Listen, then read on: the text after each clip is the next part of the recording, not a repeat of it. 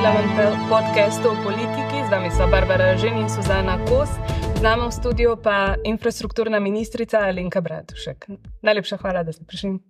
Z veseljem. Prišli ste naravno iz seje vlade. Prejšnji teden ste bili v Parizu. Ste kaj utrujeni? Ste utrujeni od tega, ker iščete neuspešnost strateškega partnerja za novega letalskega nacionalnega prevoznika. Ste uspešni že kaj na tem področju?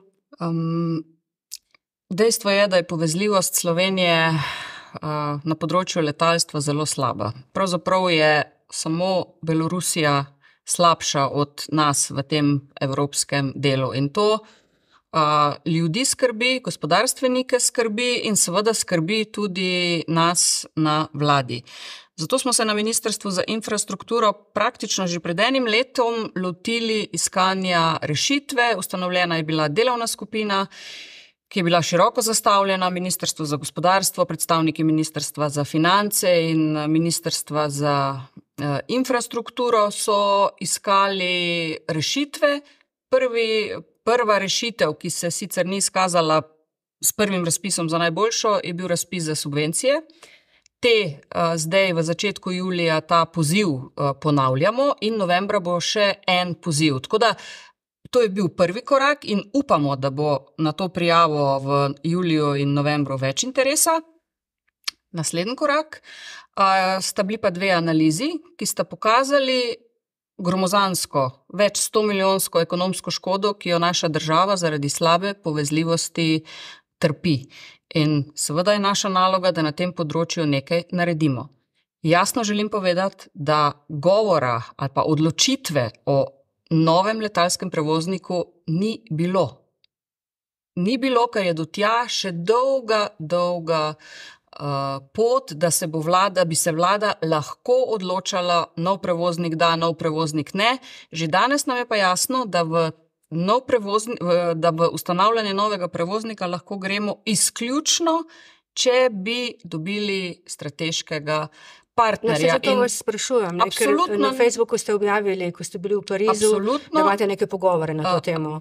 Ampak težko reči, oziroma ne smemo reči, da smo neuspešni, ker pravzaprav še teh stvari nismo začeli resno delati. Ko sem bila v Parizu, sem se dobila z predstavniki Air Francea in oni so seveda rekli, da bojo našo pobudo temeljito proučili, so tudi oni zelo seznanjeni z situacijo v Sloveniji in se jim zdi smiselno, da se o tem razmišlja. Pobudo kakšno? Pobudo, da vstopijo v to novo družbo gospodarsko ali v kaj? Pobudo, da skupaj izboljšamo povezljivost Slovenije. Mi smo odprti tudi za drugačne rešitve, kot je ustanavljanje novega prevoznika. Zato bom rekla, zdaj že kar malo tako tudi v medijih mnogokrat ponavljam, da resnično se še nismo odločali o ustanavljanju novega prevoznika, ker tudi nimamo vseh argumentov za in proti. To seveda niso samo plusi, ki bi jih država dobila, verjetno je tudi kar nekaj, ne minusov, ampak pomislekov, kaj bi se lahko zgodilo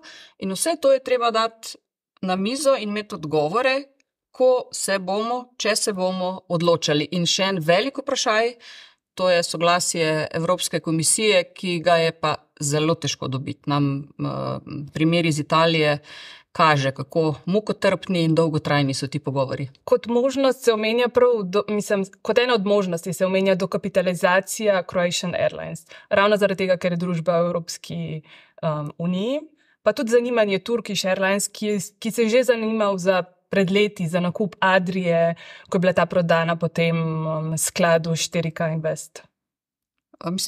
Mislim, da je bila ena od slabših in bolj žalostnih odločitev, ki so bile sprejete v naši državi, ker ta sklad je več kot očitno prišel v Adrio izključno z namenom dokončnega izčrpanja in pač potopitve. Interesa mailov, dopisov strani strateških partnerjev dobivamo v teh dneh na Ministrstvu za infrastrukturo kar nekaj, tako da mi bomo pogovore seveda upravili z vsem dali na mizo enaka dejstva. Potem pa, tako kot zahteva naša zakonodaja, če se odločimo, bomo seveda strateškega partnerja iskali na razpisu. To je pa zakonska zahteva. Lahko pa potrdite, da te dva interesenta Ne samo te dve, tudi ostalih. To, da jih zdaj niti naštet ne znam čisto vseh. Tako da res je interes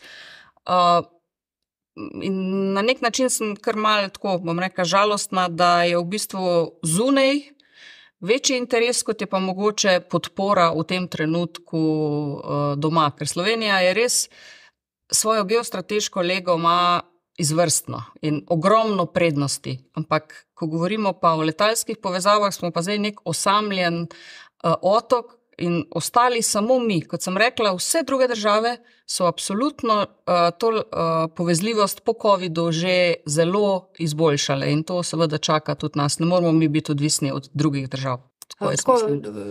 Zdaj bom rekla na prvo žogo, govorite protislovne stvari. Ne? Na eni strani govorite, da je velik interes, da dobivate dnevno maile na ministrstvo, na drugi strani pa v bistvu prvi razpis ni bil uspešen. Gospod Zmago Skobir, nekdanji dolgoletni direktor brniškega letališča, mi je v pogovoru dejal, da v bistvu je bil razpis napačno zastavljen, premalo fleksibilen, premalo časa ste dali morebitnim interesentom za to, da bi se odzvali in tako naprej. In tudi kritiziral, v bistvu on pravi, rekli ste, da 3 ministrstva sodelujejo pri tem. Po njegovem mnenju, k tem projektu niste povabili stroke. Zdaj ne vem, o katerem projektu govorite, o subvencijah, o tistem drugem, ampak tudi strokovnjakov je bilo kar nekaj, študije so delali strokovnjaki, ne ministrstvo. Jaz mislim, da so tiste študije zelo dobro narejene in prvič v Sloveniji v bistvu jasno pokažemo, kje pravzaprav zaradi te slabe povezljivosti smo, kam so se potniki preusmerili iz ljubljanskega letališča in v tistih ekonomskih učinkih je bilo že veliko napisanega, tako da mogoče brez veze, da zdaj ponavljam. Kar se tiče razpisa za subvencije, smo enako kot pri ostalih stvareh morali pridobiti soglasje Evropske komisije. In samo pod pogoji Evropske komisije smo ta razpis lahko naredili. Lahko se strinjam s kritiko, da je bil mogoče rok prekratek, da zato v tem prvem klicu ali pa pozivu ni bilo veliko prijav, ampak ravno zaradi tega, ker smo vsem povedali, da že takrat, da bo še julija in še novembra še en razpis oziroma še 2-krat objavljen razpis, da mogoče je kdo čakal, ker vemo, da se leti res, ali pa povezave, se načrtujejo pač dolgo vnaprej in zato pričakujemo zdaj več stvari. To je 3-letni program. In to je Evropska komisija od nas zahtevala, 3-leten program. To je maksimum, kar je lahko. To jaz ne govorim, da je Evropska komisija. Jaz pravim, da je to najdaljše obdobje, ki je lahko. Lahko bi se odločili tudi za manj, ampak vprašanje je, če bi pa pol sploh kdo prišel k nam, ampak kakorkoli. Mislim, da se z jesenjo oziroma zimskim voznim redom vzpostavlja povezava do Luksemburga, kar konec koncev tudi ni toliko slabo. Slovenci tam so baje, to sem pa dobila zadnjič mail ali pa 2 dni nazaj, prav veseli, da po dolgem času bomo to naredili, ampak hočem povedati, to je prvi korak, ki smo ga lahko naredili in smo ga naredili, seveda prisiliti ne moramo nikogar. Drugi korak so pa vse te študije in zdaj v nadaljevanju naslednji korak in konec koncev tudi sklep vlade, ki je dal mandat Ministrstvu za infrastrukturo in tudi meni, da s temi postopki nadaljujem. Nenehno govorite o tej slabi povezljivosti. Kakšna bi bila za vas dobra, oziroma koliko destinacij trenutno imamo in kam si želimo priti, ker na neki točki pa vsej navadni turisti, ki letimo iz Brnika, lahko ugotavljamo, da so se cene pravzaprav spustile v tem trenutku. Ne znam vam zdaj povedati iz glave, koliko destinacij v tem trenutku. Mi smo si želeli poiskati prevoznike še za 11 lokacij. V študiji, ki jo imamo narejeno, je enako 11 lokacij in 60 operacij na teden. To je okvir, v katerem se gibljemo. Če vi rečete to, da si želimo, ampak ja, to je okvir, v katerem se gibljemo in to je nekako primerljivo s tistim, kar je bilo v tistih še pred covidnih časih, rečemo leta 18.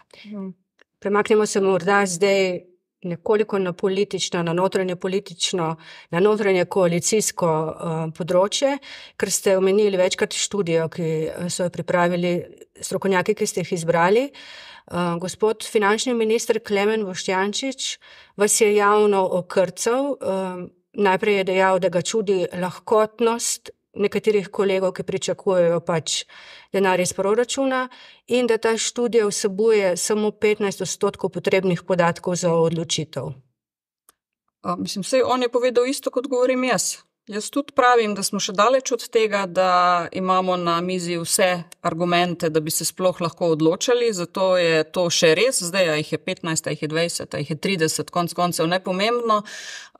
Mi smo dobili mandat, da delamo naprej in delamo naprej in vrsto odgovorov je še treba poiskati, preden bi sploh lahko razpravljali o tem, ali je smiselno iti v ustanovitev letalskega prevoznika.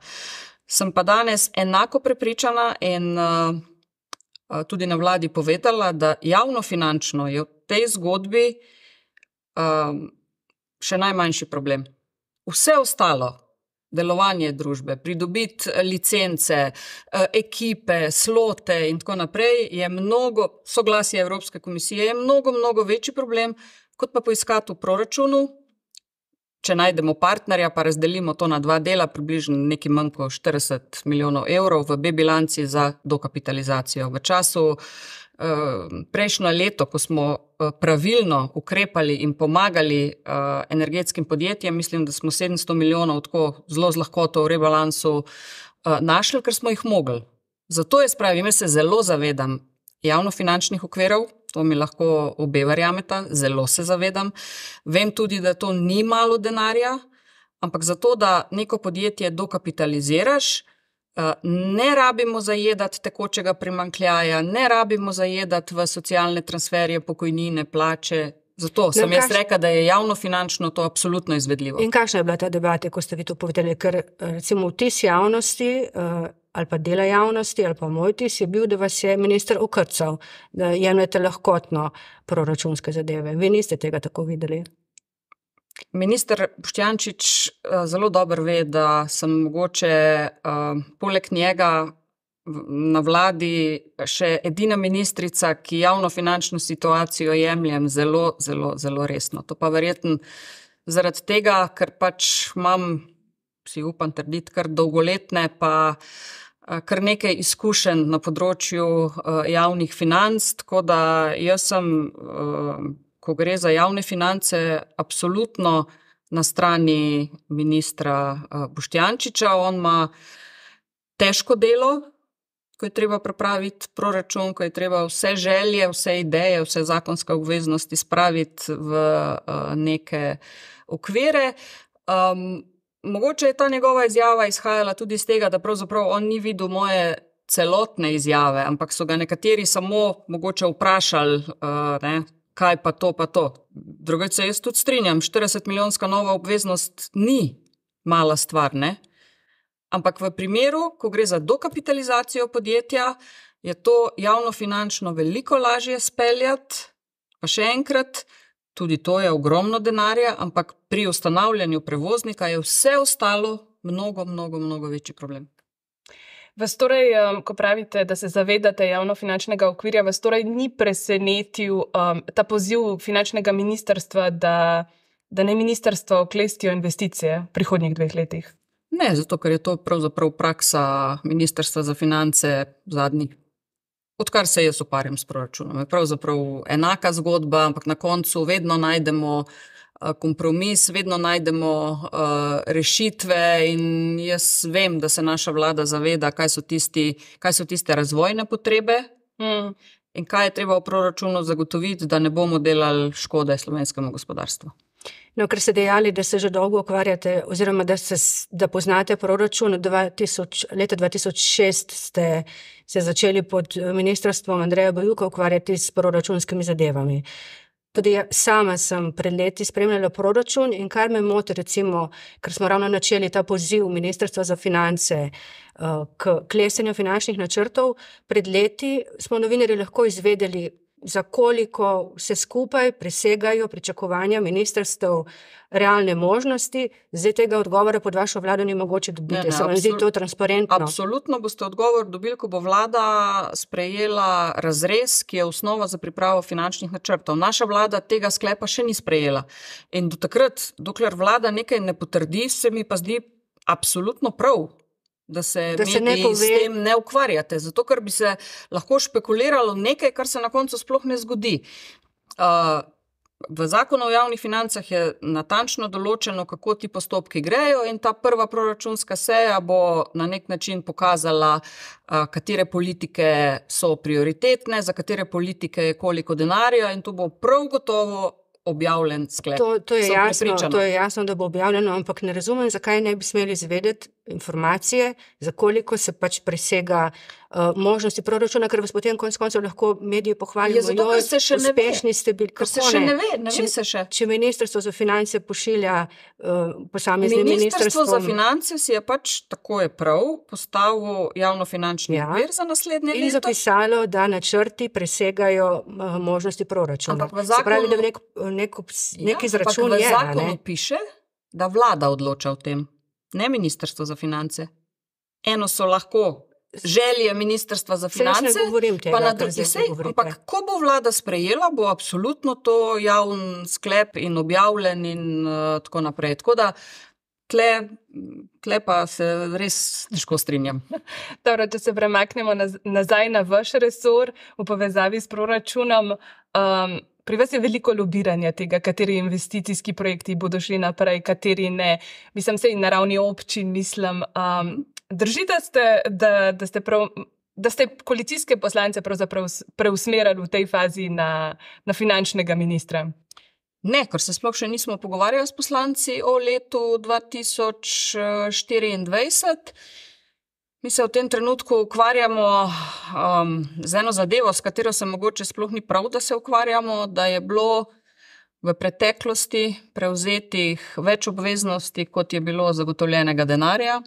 Z občinami so v letu 2021 podpisali 80 sporazumov o sofinanciranju občinskih in državnih projektov, 80.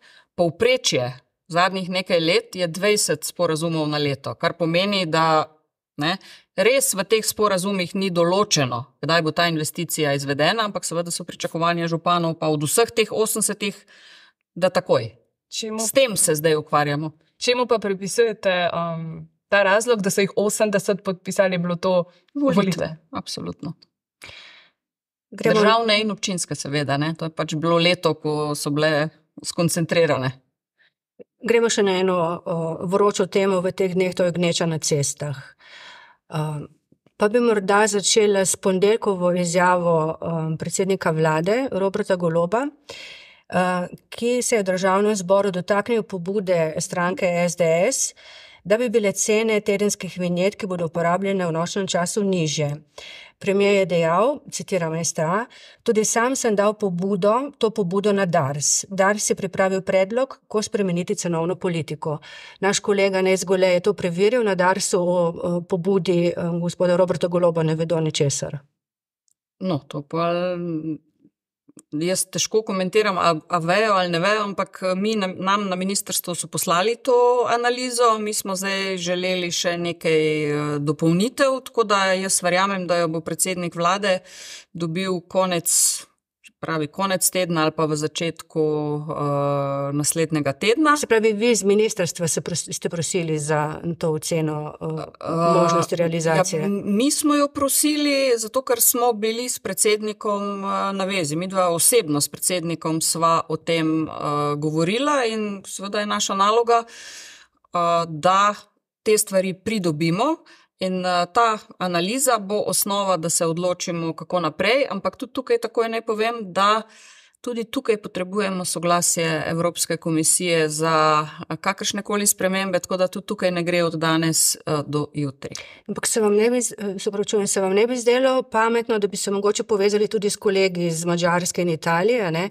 Da bi preusmerili ves ta promet po tem koridorju po noči, če že razmišljate o tem, ali bo samo Slovenija? Ja, mi težko kogarkoli prisilimo, delamo tudi analizo, kakšna je situacija drugje. Mislim, da imamo primer ene države, ne me zdaj za jezik držati, mislim, da je bila Španija, ki je naredila ta eksperiment ali pa poskus, da je v bistvu cestnina po noči bila za tovorna vozila brezplačna. Tako da vse to zdaj gledamo, tudi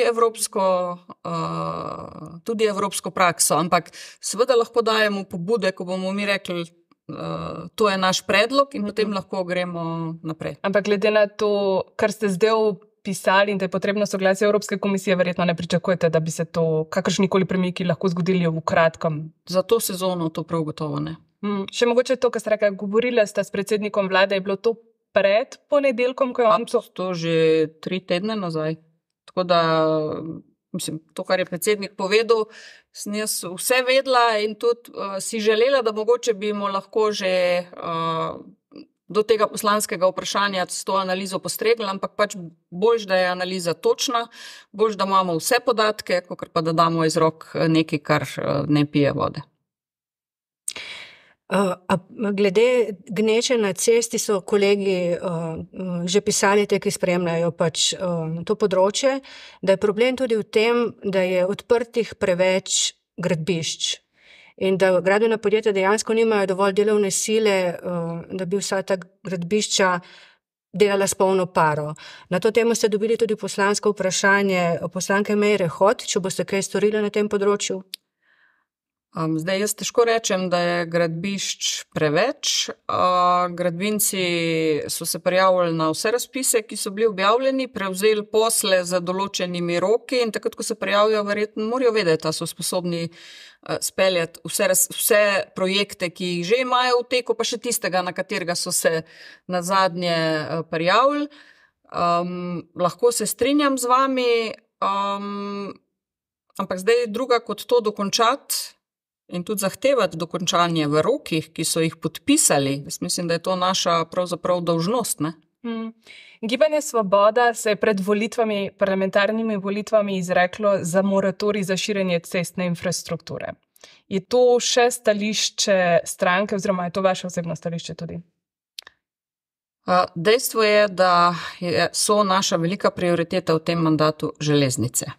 In tudi zato, ker na železnicah izvajamo veliko projektov. Povečali smo sredstva za, mislim, da je 320 milijonov v lanskem letu na skoraj 500 milijonov v letošnjem letu in dinamika bo približno taka tudi zaradi evropskih sredstev tudi naprej. In tudi to je razlog, da so železnice manj uporabljene, kot bi si želeli in seveda več gneče na cestah. To je prva stvar. Druga stvar, da samo z vedno novimi širitvami ne bomo dosegli ciljev, to je druga stvar. Drugič pa, kolegica je prej omenila projekte, ki so na cestah, tako da ni res, da bom rekla, ceste zanemarjamo ali pa ne delamo.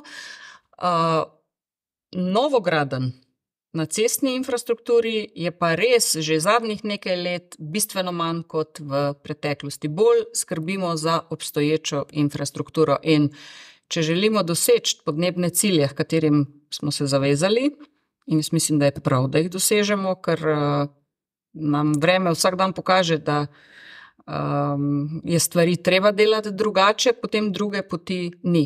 Ampak ne pomeni to nobene nove ceste ali pa širitve in tako naprej. Dars pravzaprav mislim, da je že dal zahtevo za presojo vplivov na okolje, za dodaten tretji pas tako iz Primorke kot iz Štajerke za dostop do Ljubljane. Na Ministrstvu za notranje zadeve ste morda dali kakšno pobudo, da bi policija bila bolj prisotna na avtocestah? Jaz se vozim na obalo, odkudar izviram in moram vam povedati, da tovornjaki zelo pogosto prehitevajo po prehitevalnem pasu. Čeprav je to prepovedano, ne? Ja, se strinjam in z ministrom Poklukarjem sva kar velikokrat na vezi, tako da tudi to je ena od naših odprtih tem. Je pa res, da kadrovska okrepljenost ali pa neokrepljenost policije je tudi povzročala malo izzivov vsem nam. Če se premaknemo. No, ampak lahko sem to zdaj, če se vsakodnevno vozimo, ker tudi sama se vozim vsakodnevno, sicer z Gorenjske s Kranja, pa lahko ugotovimo, da v tem tednu, ko so šolske počitnice, pa je stanje bistveno drugačno, kot je bilo v dneh, ko smo pri nas bili še polno delovno aktivni. Avstrija, Hrvaška, Italija so pa na primer imele praznične dni. To so tiste špice, ki jih ne bomo z nobeno razširitvijo mogli čist urediti. Bom sporočila, kako bo z mojo potjo na obalo tokrat. Če se premaknemo nazaj na to strankarsko vladno dinamiko, v zadnjem obdobju je bilo ogromno nekih indicov možnosti menjav v vladi, še posebej glede Danijela Bešiča Loredana, zdravstvenega ministra. Po vašem mnenju ostal minister oziroma se vam zdi dober minister? Zdaj najprej seveda predsednik vlade je tisti, ki si sestavlja ekipo in tudi tisti, ki skladno z zakonom predlaga ministersko ekipo. Jaz lahko rečem, da z gospodom Loredanom Bešičem praktično na vsaki seji vlade govorim o perečih izzivih na področju zdravstva, zato ker je to povezano velikokrat ali pa praktično v vseh točkah tudi z financami in moram reči, da se vedno strinjam s tem, kar pove. Dejstvo je, da ljudje na področju zdravstva pričakujejo največ, to ne samo od te vlade, tudi od prejšnje pa predprejšnje, ampak jaz mislim, da je zdaj zmanjkalo časa in da res bomo mi morali narediti stvari, za katere so pač pretekle vlade imele privilegij, da so jih mogoče lahko še odrivale v prihodnost. Kar nekaj zakonov je zdaj v državnem zboru z področja zdravstva, tako da jaz se ne strinjam s tistimi, ki pravijo, da na področju zdravstva ni bilo narejenega nič. Se pravi, so bili narejeni določeni koraki, seveda pa ne gre vse čez noč. Tako da moje mnenje o ministru ni slabo. Prav danes imamo objavljeno v časopisu članek o dogajanju na področju zavarovalništva oziroma v zavarovalnicah, ki ponujajo storitev dopolnilnega zdravstvenega zavarovanja. Vam se zdi, da ste šli v ta projekt ukinjanja oziroma prenašanja premišljeno z dovolj podatki? Glejte, jaz predvsem mislim, da je prav, da smo v to šli, zato ker to dopolnilno zavarovanje pravzaprav ni dopolnilno zavarovanje. To je dejstvo je, da je to zavarovanje obvezno zavarovanje, ker brez doplačila teh 35 ali pa ne vem koliko evrov ne dobiš nič. In to je osnovni problem ali pa greh. Se pravi, če jaz moram to plačati, da dobim sploh kakršnokoli storitev, je zame to obvezno zavarovanje. In absolutno je prav, da ga bomo vključili v obvezno zavarovanje, pa potem formirali pravo dopolnilno ali pa dodatno zavarovanje za tiste storitve, ki jih iz obveznega zavarovanja ne dobimo. Se je pa zdaj ta stvar zato, da bojo lahko stvari narejene, zato da bo lahko tudi FURS ta prispevek pobiral tako, kot je treba, za par mesecev pač zamaknila. In s tem povzročate težave zavarovalnicam, recimo ena je javno priznala, da bojo mogli dokapitalizirati, nekateri nimajo. Ne? Mislim, nenavadno je, da se napove, da se bo pač to storitev preneslo drugam, hkrati se zameji za nekaj mesecev ceno, čeprav pravijo sami, da pač delajo z izgubo. Mislim, to ne vidim. Ja, takrat, ko so delali pa 50 milijonske pluse, pa niso poklicali države pa rekli, evo, vam damo 50 milijonov za zdravstvo. To se pa meni zdi nekorektno, ne? Ogromne dobičke so ustvarjali v preteklosti, ki niso končali v zdravstvu. In mi smo nekaj morali narediti in s tem absolutno zamujamo. Jaz mislim, da bi to bilo prav, da bi bilo narejeno že pred leti, je pa treba jasno povedati, ja, toliko bomo vključili v obvezno zavarovanje, toliko del, ne vem, 10, 50, 100 milijonov bo pa prispeval proračun za zdravstvo. Ampak v naši državi je splošno tako, takrat, ko gre nekomu dober, takrat pozabi na državo. Ko mu gre pa slabo, bi pa takoj od države imel pomoč. Tako da ta zgodba je že zgodba z dolgo brado in vedno na koncu se ni končala dobro. Jaz verjamem zdaj, da se bo končala tako, da bodo od tega dopolnilnega zavarovanja ljudje imeli to, kar je pravzaprav prav. Glede na vaše odgovore se zdi, da ste zelo aktivna v vladi, tudi pravite, da se pogovarjate z drugimi ministri, z drugih resorjev, ampak v sami stranki Gibanje Svoboda pa se zdi, da ne igrate neke aktivnejše vloge. Je to, ker si je ne želite? Ker nenazadnje bili ste predsednica stranke SAB in velik del seniorske organizacije je v bistvu ostanek vaše stranke, ne? Jaz sem kot ministrica članica sveta stranke. Na terenu jaz mislim, da sem dost aktivna, mogoče ena od bolj aktivnih ministrov ali pa ministric Svobode, tako da jaz ne vidim tega na tak način, kot ste vi povedala. Seveda je pa nekaj druga biti predsednik stranke ali pa samo eden od članov sveta in član stranke. Tudi odgovornost za upravljanje stranke, če lahko rečem, je bistveno drugačna. Vseeno se zdi, da je neka LMŠ struja znotraj gibanja obstala. Vidite tudi neko SAB strujo ali se pravzaprav SAB popolnoma razgubil, pravzaprav utopil v stranki? Mi smo se takrat po volitvah na stranki z, mislim, da 92% večino odločili, da se pridružimo stranki Svoboda. In takrat sem jaz kot predsednica povedala, da pridružitev pomeni pridružitev in delo v novi stranki. Da to ne pomeni stranka SAB znotraj enega drugega, ker jaz mislim, da je to zelo slabo. In naši člani, vsaj s tistimi, ki imam jaz stik, so to absolutno ponotranili in meni se to zdi tudi prav, no, ker ne gre, to niso podmnožice ene velike. Če ne delamo za isti cilj, smo že vnaprej obsojeni na propad. Potem ne vidite nekih težav, da sta recimo tudi v vladi pravzaprav dva nekdanja predsednika strank, dva nekdanja premierja?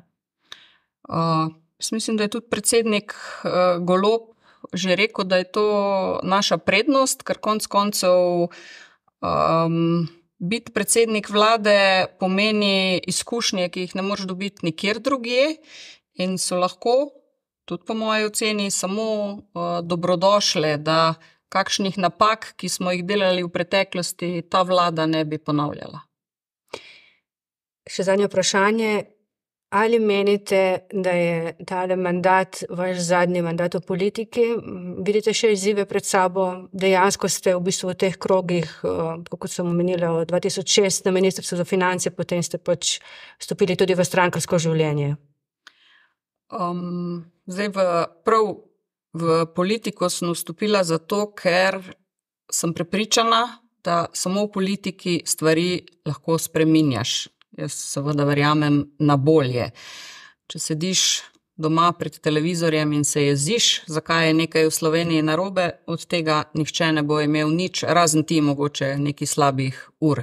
Zato sem vstopila v politiko in dokler bom lahko delala in dokler bom lahko spreminjala stvari na bolje, bom rekla, nimam problema ali pa z veseljem ostajam v politiki, ker tudi na tem delovnem mestu, kjer sem danes, uživam, rada delam, nikoli ne pogledam na uro, a sem v službi 8, 10, 12 ur, tako da težko, bom rekla, odgovorim z da ali ne na to vprašanje. Če bodo po koncu mandata še izzivi, ki bodo iskali rešitve, ne vidim razloga, da ne bi. Dobro, pa s temi besedami zaključimo tokratni podcast. Hvala za pogovor. Gledalci in poslušalci, hvala za pozornost in se vidimo prihodnji teden. Hvala tudi vam.